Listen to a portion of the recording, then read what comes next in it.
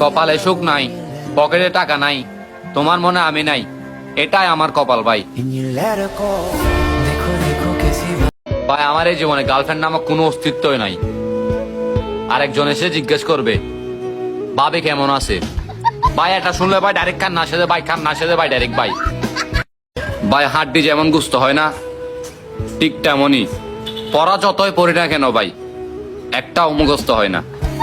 মানে বুঝি না ভাই, আমার জীবন ভাই পুরো তেনা তেনা হয়ে গেছে ভাই, আসলে ভাই।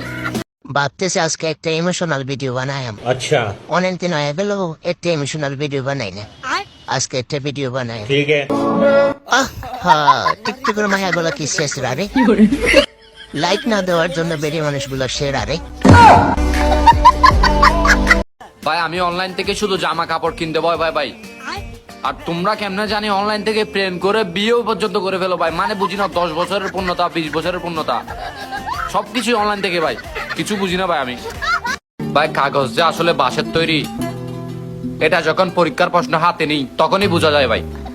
মানে ভাই পরীক্ষার প্রশ্নের ভিতর সব বাঁশ ভাই, মানে মানে সব রকমের বাঁশ পরীক্ষার ভিতরই, মানে পরীক্ষার প্রশ্নের ভিতরই ভাই সব রকমের বাঁশ ভাই, বুঝি না কিছু ভাই।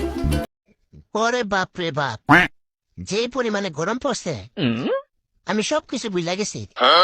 আমার কোনো কিছু মনে নাই, শুধু এতটুকু মনে আছে আমি এখনো সিঙ্গেল। अच्छा এটাই বাস্তবে কি একটা অবস্থা। আজকে এতদিন ধরে টিকটক করি, अच्छा এখন পর্যন্ত একটা মায়াবতীর দেখা পাইলাম না, মানে মায়াবতীর দেখা পাইলাম না। আমি জানি তুই টিকটকে আসিস বোন, বাচ্চা থাকলে ইনবক্স কর। আমার কাছে অনেকগুলো ভালোবাসার ভ্যাকেন্সি খালি আছে, যদি কেউ আবেদন করতে চান তাহলে তাড়াতাড়ি আমার সাথে যোগাযোগ করেন, अच्छा তাহলে পরে পাবেন না। সময় খুব সীমিত, এটাই বাস্তব। কি একটা অবস্থা।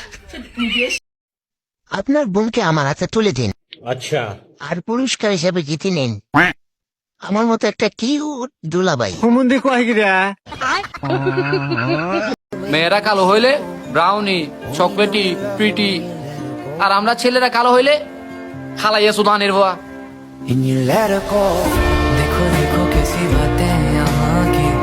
ভাই প্রেম আর পড়াশোনা শুধু দেখতে ভাল লাগে ভাই, যখনই করতে যাই তখনই বোঝা যায় ভাই কত দানে কত চাল, আসলে ভাই এটাই বাস্তব।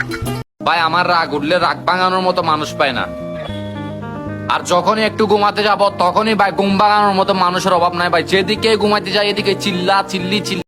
সবাই বলে যে আমার নাকি চোরের মতো চেহারা, চোরের মতো চেহারা থাকা সত্ত্বেও আজ পর্যন্ত কোনো মেয়ের মন চুরি করি নাই, এটাই আমার পারিবারিক শিক্ষা।